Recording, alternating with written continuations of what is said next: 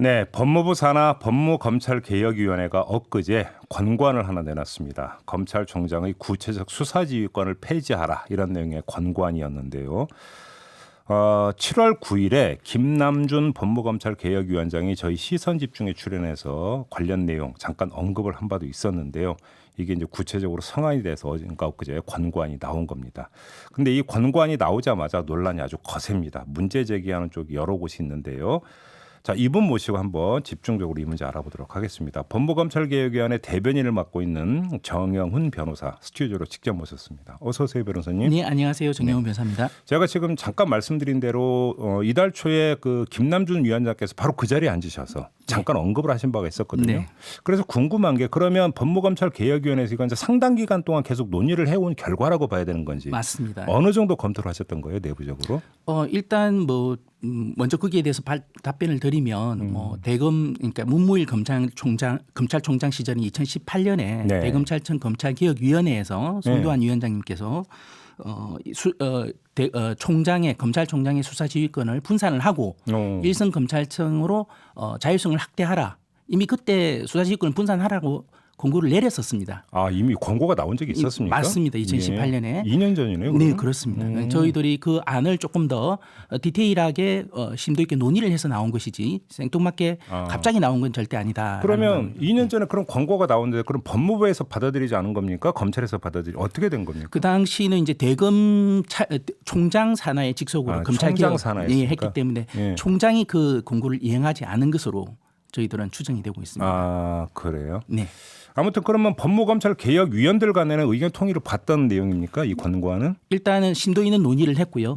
공고안 발표되는 것에 대해서는 다 공감대를 형성해서 중지를 모으고 발표를 했습니다. 아, 왜 제가 이 질문을 드리면 이 그 위원 중에는 이제 검사 출신도 있지 않습니까? 맞습니다. 현직 검사분도 있고 검사 출신 변호사님들도 있고. 그러면 이런 분들도 다 뭔가 동의를 했던 네, 동의를 건가요? 했습니다. 아, 그래요? 공고안 알겠습니다. 발표되는 것에 대해서. 근데 제가 이 질문을 드린 게 왜냐하면 이제 그 여러 곳에서 지금 이제 그 문제 제기 내지 비판이 나오고 있던데 지금 바로 이제 논란이 되고 있는 사안에 대해서 지금 그 변호사님만 모시고 인터뷰를 하기 때문에 문제 제기를 하는 쪽에 어떤 그런 시각을 제가 대신 반영을 해서 질문을 드려야 되는 점을 좀 고려를 해 주시면서 좀 답변을 해 주시기를 부탁을 드리겠는데요.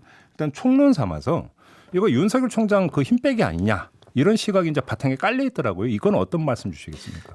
저희들은 특정 총장 힘빼기 전혀 아니고요. 네. 검찰총장의 권한을 축소해서 정상화하는 과정이고요. 그런데 지금 이제 한 말씀드리면 지금 저희 공고안에 대해서 거의 왜곡과 억측에 기한 비판이 난무를 하고 있어요. 그래요? 뭐냐면 가장 주된 게 검찰총장의 권한을 수사지휘권을 없애면서 법무부 장관의 수사지휘권을 강화하고 법무부 장관의 인사권도 강화했다. 네. 그러니까 총장의 권한은 축소시키면서 장관의 권한은 강화시켰다고 하는데 네, 맞아요. 그런 얘기가 전혀 나와요. 사실과 다르고 저희 공관을 보면 네. 장관의 권한, 수사지휘권이나 인사권 이런 것들을 특히 수사지휘권 같은 경우에 선진 형사사법 시스템에 맞는 그 수준에 맞는 엄격한 절차적 통제가 들어갔다. 절차적 통제라는 게 서면으로 해야 된다고 이런 거 말씀하시는 겁니까? 불기소 수사 지휘를 금지하는 것. 예. 이게 뭐냐면은 유럽 평의회라고 혹시 아시는지 모르겠습니다만은 한 50여 개국의 그 유럽 국가들이 가입돼 있고요.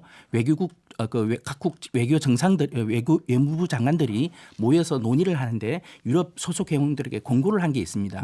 형사사법에서의 검찰의 역할이라고 해서 2010년도에 공고를 했는데 거기서는 이제 주로 검찰의 권한이 약하고 장관의 권한이 세다 보니 주로 정치적 고려에 의해서 수사 개입되는 경우들이 종종 발생을 했습니다. 그러다 보니 저희 법무부 장관이 이 검찰에 대해서 기소를 지휘하거나 이럴 때 지켜야 될 절차적인 규정들을 엄격하게 공고를 했습니다. 그 규정들이 저희 이번 안에 그대로 반영이 됐다라고 보시면 됩니다. 알겠습니다. 그리고 하나만 좀 말씀드리면 검찰총장의 권한을 약화시킨 거는 지금 현재 우리 검찰 사법 시스템은 제왕적 총장을 기준으로 해서 피라미드식으로 검사 동일체 원칙을 유지를 하고 있습니다. 그게 남아 있죠.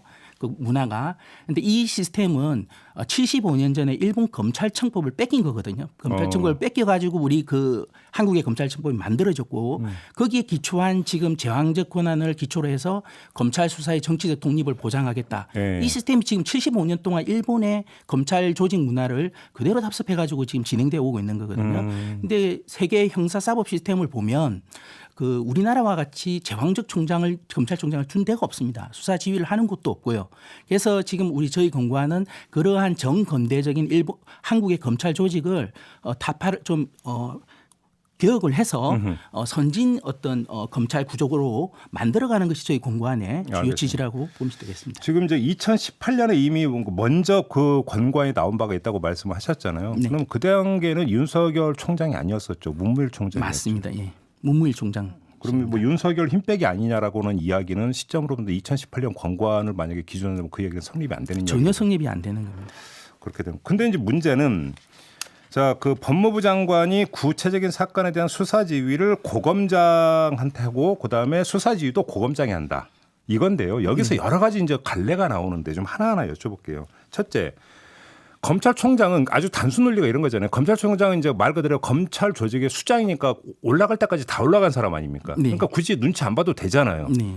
근데 고검장은 또 검찰총장이라는 더 높은 자리가 남겨져 있는 위치에 있고 그래서 본인의 어떤 이해관계나 이런 것 때문에 법무장관의 지위에 눈치를 안 볼 수가 없다라고 하는 이야기도 나오고 있는데 이 점은 어떤 말씀 주시겠습니까? 아마 이제 또 비판하는 것들 중에 저희 안에 대해서 이제 그 총장은 이제 뭐 임기도 보장되고 더 이상 갈 자리가 없기 때문에 인사의 눈치를 보지 않고 소신 있게 수사할 수 있도록 만든다 이렇게 얘기를 하고 있죠. 그런데 고등검사장으로 가면은 이 부분이 좀 취약해진다라고 하는데 그렇죠. 저희 이번 공고안만을 단순히 볼 게 아니라 저희들이 18차 공고안으로 검찰 인사에 관한 공고안을 낸 게 있습니다. 네. 거기에 보면은 이 저희들이 이제 평생 검사제 정착을 권고를 했고요. 그다음에 권역별 그다음에 보직순환제 뭐 이런 것들 그다음에 그 필수 보직 기간 네. 그러니까 전문화를 위해서 뭐 해당 수사 검사든 부장 검사든 그 기간을 2년이든 4년이든 반드시 그 기간을 지키도록 하는 네. 그걸 권고를 한 바가 있습니다. 네. 그런 권고의 연장선상에서 보시면 저희들이 이제 고등검사장에 대해서 비록 이제 인사가 뭐 임기가 보장이 되지 않는다 뭐 그런 부분들을 얘기를 하는데 그 필수 보직 기간이라든지 그 다음에 이제 법원과 같은 순환 보직 그러니까 예를 들면 법원장을 하다가 다시 판사 재판 업무를 하러 들어가는 네. 이제 그런 시스템의 구조로 가기 때문에 저희들의 연장선상에서 본다면은 뭐 예를 들면 고등검사장이라 하더라도 이 장관의 인사에 대해서 취약하다라는 부분들은 뭐 임기나 필수 보직 기간들이 사실상 반영되기 때문에 약하지 않나 이제 그런 주장들은 설득력이 약하다 이렇게 봅니다. 그러면 지금 참여연대에서 나온 논평을 기초로 그럼 질문을 좀 드려볼게요. 이제 두 가지를 지적을 했던데 첫째 현재 그 고등검찰청 고검은 별다른 역할이 없어서 오히려 없애야 되는 조직인데 네. 여기에 고검의 어떤 수장인 고검장에게 수사 지휘권을 주는 게 말이 되느냐 네. 하나 이거. 네. 두 번째는 검찰총장 같은 경우 그래도 인사청문회를 거치지 않냐. 네. 그래서 그러니까 최소한의 독립성을 검증할 수 있는 절차를 거친 다음에 임명이 되는 사람인데 네. 반면에 고검장 같은 경우는 그런 사람도 아니지 않느냐. 네. 이 점을 지적을 하거든요. 네. 어떤 말씀 주시겠어요?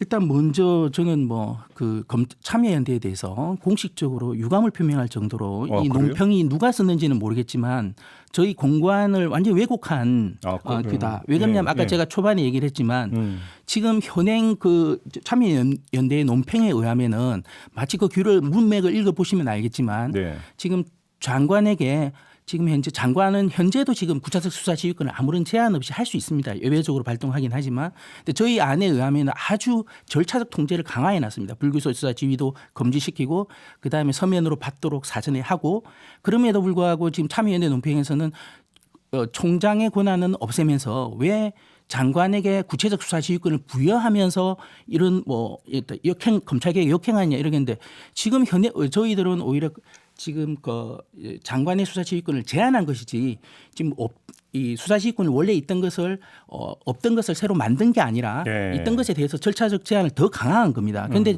저희 그 공고안의 취지를 완전히 반대로 해석한 것이죠. 예. 그 부분을 먼저 지적하고 싶고요. 예. 그 다음에 이제 우리 대검에서 아까 이제 검찰개혁위원회에서 일선청으로 자율성을 확대하라고 했지 않습니까? 그건 저희 위원회에서 많은 심도 있는 논의를 했습니다. 그러면은 일선청은 어디냐?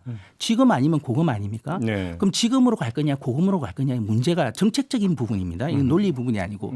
그런데 저희들은 이제 고검이 사실상 기능이 없어요. 근데 그 비대해진 그 고금이 6개나 있는데 사실상 어떤 자천되는 분들이 가는 네. 그런 그 고금의 기능을 사실상 좀 살리면서도 검찰 권한을 분산하는 측면에서는 고금이 그래도 그 과정에서는 좋겠다라고 판단을 한 거고요. 네. 지금 그래서 참여연대에서는 지방검찰청 단위로 주민 직선제에 있어서 검사장을 뽑자 이렇게 이제 주장을 하시더라고요. 네. 근데 그 부분은 지금의 검사장의 주민 직선제 상당한 문제를 안고 있거든요. 그 부분도 정책적으로 많이 고민을 하고 결정해야 됩니다. 뭐냐면 예를 들면 일단 검사장 주민 직선제를 하게 되면 전국 검찰청이 지방 검찰청 60여 개가 좀 됩니다. 네. 그러면 검사장들을 동시에 다 선거를 해야 되고 선거 후유증이 만만치 않습니다. 미국에서도 그 선거 후유증 예를 들면 검사장 승진하게 되면 그 관할의 법조인들이 다 덤벼듭니다. 그 자리를 챙겨줘야 되고요.